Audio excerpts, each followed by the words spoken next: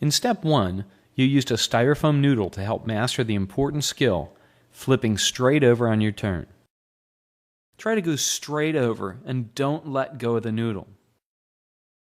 After you flip, stand back up and get ready to try it again. Once you get the hang of this drill, try speeding it up.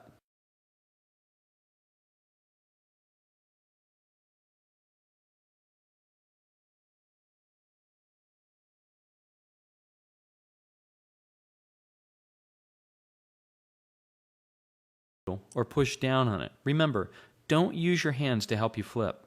Feet. If your feet get caught in the noodle, you'll need to tuck up into a tighter ball. If you can't get all the way around, tuck your chin and look back between your legs as you start your somersault. Think about sending your energy down and around rather than just down. But most important, just try it. Stick with it and stay tuned for step 2.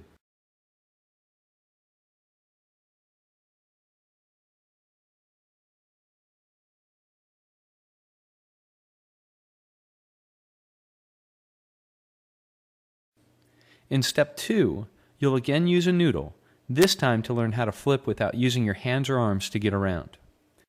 Somersault. When you somersault, don't do anything with your arms. Just hang on to the noodle and flip straight over.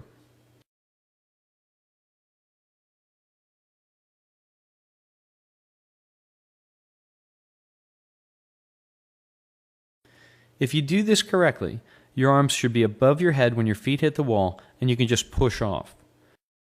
Don't worry about getting a big push off. All you need is to go straight over and have the noodle just above your head when your feet hit the wall. Used a noodle and then 2 pull buoys to help you flip without using your hands or arms to get around. Once you get the hang of this with the noodle, try it with 2 pull buoys. The pull buoys will have more flotation than the noodle and will imprint the feeling of weightless hands as you flip. Don't try to set any speed records in this drill. Just keep everything relaxed and easy. Go straight over, and your hands should be right there waiting for you.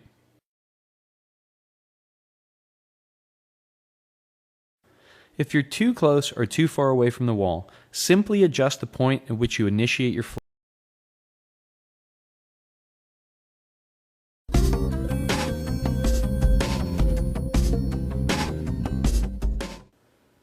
Here's step number 3 in our 5-step sequence for learning the flip turn. Even if your flip turns are pretty good, this drill will help make them faster by making you more aware of your hands and arms. You'll take away the equipment and see if you can flip straight over without using your hands.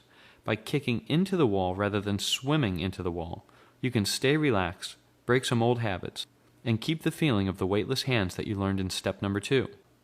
Take a big breath, put your face in the water, and kick toward the wall. Keep your arms extended behind you and imagine that you're holding the noodle or pull buoys in your hands. When you get about 2 feet from the wall, do a straight over somersault and push off on your back. When you somersault, don't do anything with your arms.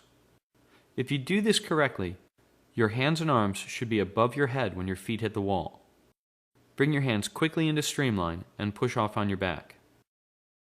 If you started to use your hands, as this swimmer does, if you find that you're heading straight to the bottom when you push off, check the position of your hands as you initiate the turn. This swimmer drops her hands as she initiates the flip, and she ends up too deep. Here, she keeps her hands more weightless and near the surface, and her feet hit the wall at a better depth. Keep these images in your mind as you practice, and come back for step number 4 next week. Push off in the shallow end with arms extended and eyes looking down.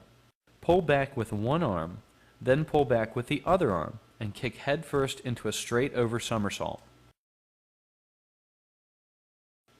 Here's the sequence again.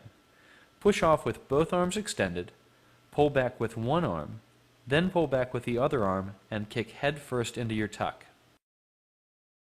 Stay relaxed and focus on weightless hands.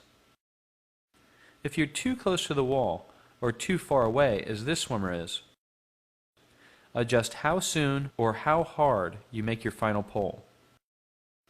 If you want to add a fine point to do this really well, look for your knees as you somersault. By looking for your knees, you'll stay in a tighter tuck and will flip faster with less effort. or 11 o'clock rather than straight up. Take a moment to memorize how this foot position feels, then sink down and do a drop push. Push off not on your back, but just slightly on your side. If you're more comfortable on the other side, your toes would be pointed at the 1 o'clock or 2 o'clock rather than 10 o'clock. This is how you'll be pushing off the wall for step 5 in our flip turn sequence. Now let's try it in action. Stand in the shallow end just under the flags and facing the wall. You can swim in this time, but keep it nice and relaxed. As you approach the wall, pull back with one arm, then pull back with the other arm and kick head first into your tuck. Go straight over, but this time, just as your feet hit the wall, the feet turn slightly so that when they land on the wall, the toes are pointed toward 11 o'clock or 1 o'clock. The most important thing is to keep practicing. This swimmer is still in the learning stage for flip turns. She's doing many things right: weightless hands, a straight over flip, eyes looking for the knees, and her head and arms are in a great position for a streamlined push. She goes a little too quickly to her side, but her feet are angled correctly, and with practice, she'll learn to push off a bit more on her back. Your hands and arms. Using the hands and arms may feel like the right thing to do, but it actually slows down your rotation. It also causes you to pause before the push-off, so that you can get your arms back in a streamline.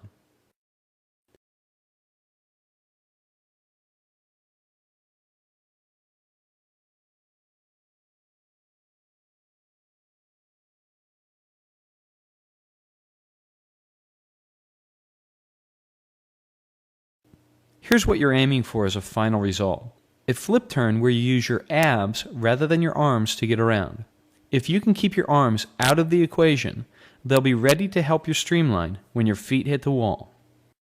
How to do it.